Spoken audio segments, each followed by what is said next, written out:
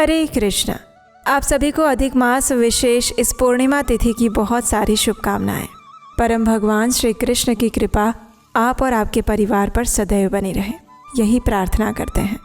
भगवान श्री हरि और माता लक्ष्मी की मंगलमयी दृष्टि आपके जीवन पर सदैव उनकी कृपा की वर्षा करती रहे, यही प्रार्थना करते हैं। इस समय हमारे सौभाग्य से उदय हुआ है पुरुषोत्तम मास की विशेष पूर्णिमा तिथि का। यह अत्यंत मंगलमयी, दुर्लभ और सुवर्ण अवसर प्रदान करने वाली तिथि है। और ऐसी पुण्यमयी पूर्णिमा तिथि के उपलक्ष्य में आज हम श्रवण करेंगे इसी पूर्णिमा तिथि से जुड़ी हुई पौराणिक कथा का। आप में से कई भक्तों ने पूर्णिमा का व्रत रखा होगा, उपवास का पालन किया होगा, तो इसीलिए अब इसी अधिक मास विशेष पूर्णिमा व्रत के उपलक्ष्य में आइए इस व्रत से जुड़ी हुई पौराणिक कथा का श्रवण करते हैं। आज की पूर्णिमा व्रत कथा आरंभ करते हैं।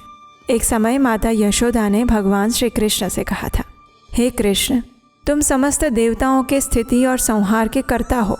अगर कोई वास्तविक रूप से स्त्रियों को अवैधव्य करने वाला व्रत है तो उसका मुझे वर्णन कह के सुनाओ।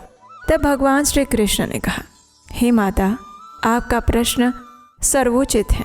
अब मैं आपके समक्ष एक ऐसे उत्तम व्रत का वर्णन करता हूँ जो स्त्रियों को सुख और सौभाग्य प्रदान करता है। कृपया श्रद्धापूर्वक ध्यान से इसका श्रवण करें। स्त्रियों के लिए सुख और सौभाग्य की प्राप्ति हेतु द्वात्रिंशी पूर्णिमा का व्रत करना चाहिए। इस व्रत के पुण्य फल से प्रत्येक स्त्रियों को सुख, सौभाग्य और संपत्ति की प्राप्ति होती है। ये व्रत उनके पति और उनके सौभाग्य की रक्षा करने वाला है और ये भगवान शिव को भी अत्यंत प्रिय है। ये सुनकर माता यशोदा ने प्रश्न किया, कृष्ण, मृत्यु लोक में कब और किसने ये व्रत किया था? इस व्रत का विधान क्या है जिससे भगवान प्रसन्न होते हैं?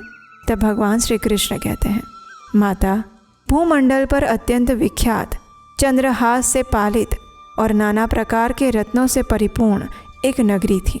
उस नगरी का नाम था कांतिका। कांतिका नगरी में धनेश्वर नाम का एक ब्राह्मण निवास करता था। धनेश्वर की पत्नी अत्यंत सुलक्षणा थी और उसका नाम रूपवती था। वे दोनों ही निसंतान थे और उसके कारण सदैव दुखी रहते थे। एक समय उनकी नगरी में एक जटाधारी योगी का आगमन हुआ। धनेश्वर के घर के अतिरिक्त उस जटाधारी योगी ने अन्य सभी घरों से भिक्षाटन किया, लेकिन रूपवती से भिक्षा ग्रहण नहीं की। तत्पश्चात गंगा के तट पर जाकर उन्होंने भिक्षा में प्राप्त अन्न को गंगा जल से धोया और फिर उसका सेवन किया। उस योगी को इस प्रकार करते हुए देखकर धनेश्वर को आश्चर्य हुआ। स्वयं की भिक्षा का अनादर होने के कारण धनेश्वर का हृदय भी व्यथित हो गया था। इसलिए उसने विनम्रतापूर्वक उस योगी महोदय के पास जाकर उनसे प्रश्न किया। उन्हें कहा, हे द्विजोत्तम, आप अन्य सभी गृहस्थों से भिक्षा ग्रहण करते हैं, लेकिन मेरे घर से आपने भिक्षा नहीं ली। इसका क्या कारण है? कृपया इसे स्पष्ट करने की कृपा करें। इस प्रकार धनेश्वर के प्रश्न पूछने पर उन महात्मा ने कहा, हे ब्राह्मण, जो निपुत्री के घर की भिक्षा ग्रहण करता है वह पतितों के अन्न के समान वस्तु ग्रहण करता है, क्योंकि उसका सेवन कभी नहीं करना चाहिए। ये सुनकर धनेश्वर अपने भाग्य को धिक्कारने लगा, स्वयं की निंदा करने लगा और करबद्ध निवेदन करते हुए योगी महाराज से कहने लगा, हे प्रभु, आप मुझे पुत्र प्राप्ति का कोई उपाय बताइए। मैं धन धान्य से समृद्ध हूँ, लेकिन मेरी कोई संतान नहीं है। अब ये सुनकर जटाधारी योगी ने कहा, जा देवी चंडिका की पूजा अर्चना और आराधना कर। अब ब्राह्मण ने घर आकर ये सारा वृत्तांत अपनी पत्नी रूपवती से कह सुनाया और फिर वो तप करने के लिए वन की ओर प्रस्थान कर गया। वन में उसने देवी चंडिका की आराधना की। 16 दिवस व्रत करने के बाद देवी चंडी ने धनेश्वर को दर्शन दिए और उससे कहा, हे धनेश्वर, जा, मैं तुझे आशीर्वाद देती हूँ, तुझे एक पुत्र प्राप्त होगा। यथाशक्ति आटे के दीपक प्रज्वलित करना, प्रतिदिन एक दीपक बढ़ाते जाना और इस प्रकार पूर्णिमा पर 32 हो जाने चाहिए। इस व्रत के विषय में तुम अपनी पत्नी को बताना। अब आम के वृक्ष पर चढ़कर शीघ्र अतिशीघ्र एक फल लेकर अपने घर चले जाओ। वो फल अपनी पत्नी को ग्रहण करवाओ, वो अवश्य ही गर्भ धारण करेगी। प्रातःकाल होते ही धनेश्वर आम का वृक्ष खोजने लगा। उसने वृक्ष पर चढ़ने का बहुत प्रयास किया, लेकिन वो सफल नहीं हुआ। इसलिए वो अत्यंत चिंतित हो गया और इस संकट के निवारण हेतु वो भगवान गणेश से प्रार्थना करते हुए कहने लगा, हे दयानिधे, मुझ पर दया कीजिए, आपकी कृपा से मेरा मनोरथ सिद्ध हो जाए। इस प्रकार गणेश जी से प्रार्थना करके वो भगवान की कृपा से उस वृक्ष पर चढ़ने में सफल हुआ। 3 बार प्रयास करने पर उसे एक फल प्राप्त हुआ, जिसे देखकर वो विचार करने लगा कि ये वर से प्राप्त फल है या नहीं, पता नहीं क्या है। अब ये सोचकर घर आकर उसने अपनी पत्नी को संपूर्ण वृत्तांत बताकर वो फल प्रदान कर दिया। उस फल का सेवन करते ही उसकी पत्नी गर्भवती हो गई। देवी माँ की कृपा से उन्हें एक रूपवान और गुणी पुत्र प्राप्त हुआ। उसका नाम देवदास रखा गया। तत्पश्चात रूपवती ने माता के निर्देश अनुसार व्रत किया। दैवयोग से धनेश्वर ने पुत्र को अध्ययन हेतु काशी भेजने का निर्णय लिया। तत्पश्चात अश्व पर आरूढ़ होकर अपने पुत्र को मातुल यानी उसके मामा के संग काशी भेज दिया गया। मार्ग में अनेक दिवस व्यतीत हो गए। अपने भांजे के साथ मामा काशी पहुंच गया। रात्रि हो गई थी, इसलिए वे दोनों देवदत्त नामक ब्राह्मण के घर पहुंचकर विश्राम करने लगे। संयोगवश उस दिन गुरु स्वामी अपनी पुत्री का विवाह करवाने वाले थे। तैल आदि चढ़ाकर मंडप निर्माण किया गया था। लग्न के समय वर को धनुर्वात नामक रोग हो गया और तब वर के पिता ने अपने कुटुंबी जनों से विचार विमर्श किया। अंततः उन्होंने निश्चय किया कि यह कार्पटिक बालक मेरे पुत्र के समान ही रूपवान है, मैं इसके संग ही विवाह लग्न करवा देता हूँ। वर के पिता ने देवदास के मातुल यानी उनके मामा से निवेदन किया कि 2 खड़ी के लिए अपने ये भांजे को मुझे दे दो। तो मामा ने कहा, तुम्हें मधुपर्क और कन्यादान में जो प्राप्त हो, यदि वो हमें मिल जाए तो मेरा भागिने तुम्हारी बारात का दूल्हा बन जाएगा। अब वर के पिता की स्वीकृति मिल जाने पर उसने अपने भागिने यानी भांजे को वर बनाने के लिए उन्हें सौंप दिया। तत्पश्चात विधि विधान से उसका विवाह पूर्ण हुआ। लेकिन वो अपनी पत्नी के साथ भोजन नहीं कर सका। मन ही मन विचार कर रहा था कि न जाने ये किसकी वधू होगी। देवदास एकांत में बैठकर मन ही मन चिंतित हो रहा था कि तभी उस वधू ने आकर उससे पूछा, क्या बात है, आप अत्यंत चिंतित और अप्रसन्न प्रतीत हो रहे हैं। तब देवदास ने अपने मामा और वर के पिता के बीच में हुए इस संपूर्ण वृत्तांत को उस वधू को कह सुनाया। तब कन्या ने कहा, ब्राह्म विवाह के विपरीत ये कृत्य कैसे संभव है। देव, द्विज और अग्नि के समक्ष हम दोनों का विवाह हुआ है, इसलिए मैं सदैव आपकी ही अब सहधर्मचारिणी रहूँगी। तो देवदास ने कहा, आप ऐसा मत करिए, क्योंकि मेरी आयु बहुत थोड़ी है, मैं अल्प आयु हूँ। लेकिन उस वधू ने दृढ़ निश्चय करते हुए कहा, जो भी आपकी गति होगी वही मेरी गति होगी। हे मेरे स्वामी, उठिए, कृपया भोजन ग्रहण कीजिए। वधू की ये बात सुनकर फिर देवदास वहाँ से उठा और उसने भोजन किया।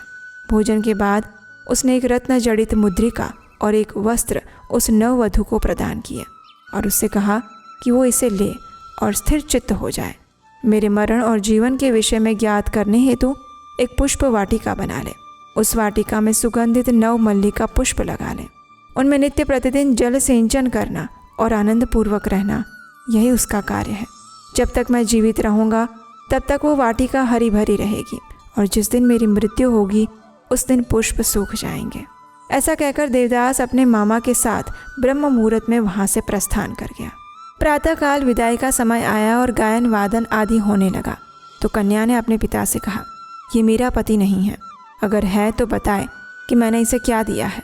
मधुपर्क और कन्यादान में जो आभूषण आदि मैंने इसे दिए हैं वो दिखाएं, और रात्रि में मैंने इससे क्या गुप्त चर्चा की वो भी बताएं।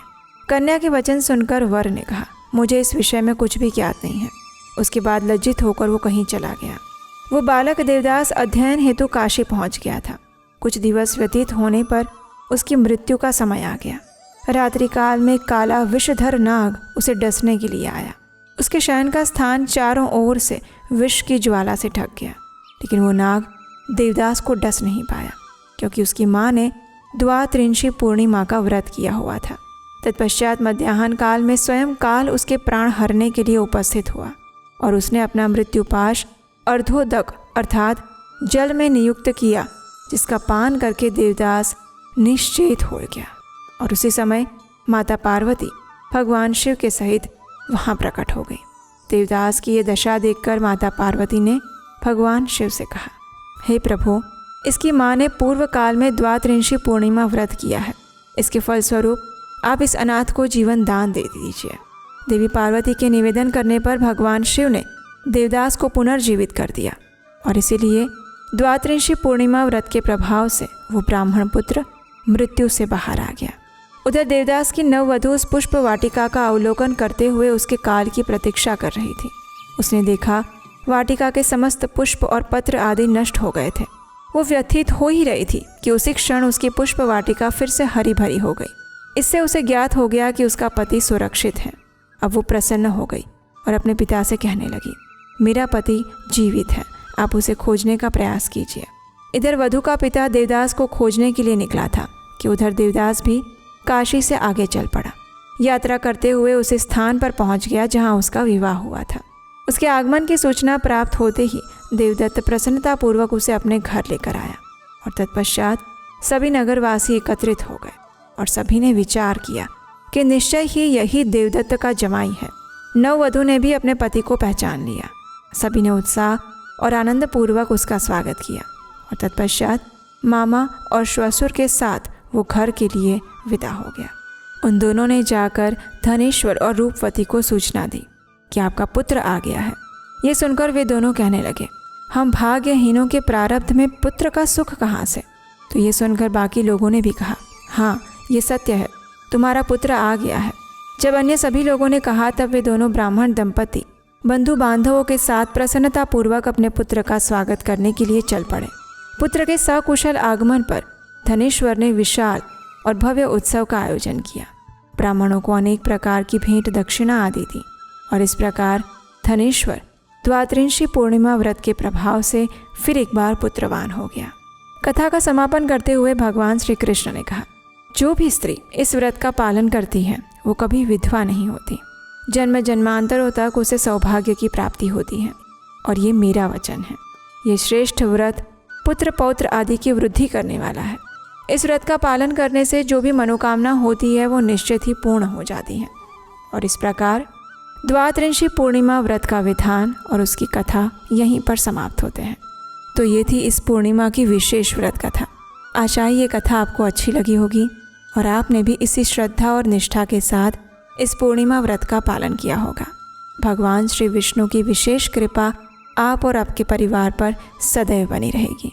और हाँ, अगर आप हमारे इस वैदिक ज्ञान के प्रचार कार्य की सराहना करते हैं और इस कार्य में अपना योगदान देना चाहते हैं तो स्क्रीन पर नंबर दिया गया है, वहाँ आप हमें आर्थिक रूप से अपनी सहायता भेजकर भी हमारा उत्साह बढ़ा सकते हैं। अगर ये कथा अच्छी लगी है तो इसे लाइक कीजिए, बाकी अन्य लोगों को भी शेयर कर दीजिए, क्योंकि ये अधिक मास की पूर्णिमा कथा है। जितना अधिक लोगों तक पहुंचाएंगे उतना ज़्यादा पुण्यफल आपको प्राप्त होगा। और अगर पहली बार इस चैनल पर आए हैं तो आपके अपने चैनल उपदेशाष्टकम को सब्सक्राइब करके रखें, नोटिफिकेशन ऑन रखें। और हम आपसे मिलेंगे ऐसे ही सुंदर पौराणिक कथाओं और व्रतों की प्रमाणभूत जानकारी के साथ आपके अपने चैनल उपदेशाष्टकम पर। हरे कृष्ण।